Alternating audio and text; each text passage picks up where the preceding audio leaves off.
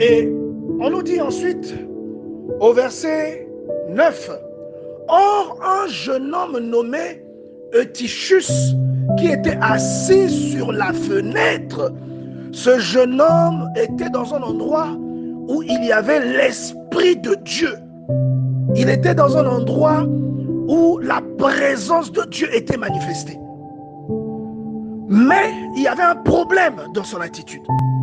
Ce jeune homme représente tous les croyants qui n'ont pas une position claire devant le Seigneur. Tous les croyants qui ont une posture anormale devant le Seigneur. Je vous ai dit tout à l'heure que parce que vous avez un pied dedans et un autre dehors, vous pouvez vous trouver dans un endroit où l'Esprit de Dieu est présent sans toutefois en récolter les bénéfices. L'Esprit de Dieu est là, mais vous n'en récoltez aucun bénéfice. Votre présence est exactement égale à votre absence.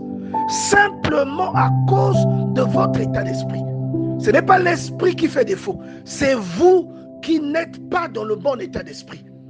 Et la Bible dit, au verset 9, je disais, « Or un jeune homme nommé Eutychus, qui était assis sur la fenêtre, s'endormit profondément le long du discours de Paul, emporté par le sommeil. » Et beaucoup de chrétiens sont dans cette position devant Dieu.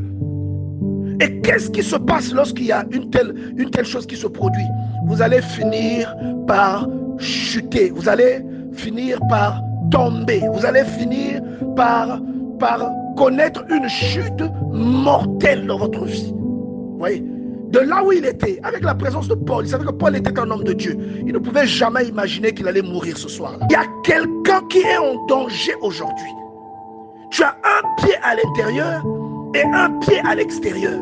On ne sait pas si tu es dans la maison, au 3e étage, ou si tu es à l'extérieur, suspendu, à partir du 3e étage. Et je te garantis que la chute sera redoutable. Et la Bible précise, entraîné par le sommeil, parce que la cause de la chute qui t'attend aujourd'hui, mon frère, c'est le sommeil dans lequel tu as plongé ton esprit. Ton esprit est dans une forme de torpeur. Même si tu parles, même si tu joues au tennis, même si tu joues au football et que tu fais beaucoup d'exercices physiques, mais ton esprit, qu'est-ce qu'il fait? Est-ce que ton esprit s'exerce? Est-ce que ton esprit mange? Et ça va te faire chuter du 3e étage jusqu'au rez-de-chaussée. Et tu vas mourir si tu ne te réponds pas, si tu ne redéfinis pas ta position. Et la Bible dit, il tomba du 3e étage jusqu'en bas et il fut relevé mort.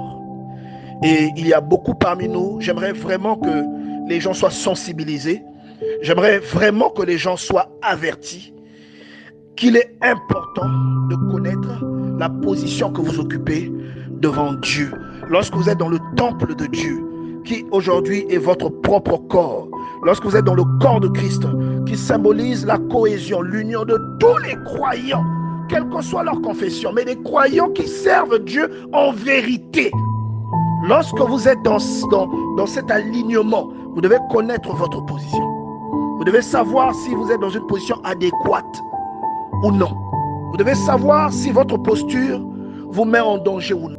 Vous êtes devant la présence de Dieu, vous servez à un niveau très élevé, mais vous n'êtes pas sérieux. Vous continuez à faire des choses que Dieu n'approuve pas. Et ces choses vont vous entraîner dans le sommeil spirituel. Ces choses vont vous entraîner dans la fatigue spirituelle. Votre esprit ne pourra pas se démarquer. Votre esprit ne pourra pas rester éveillé. Et vous allez tomber.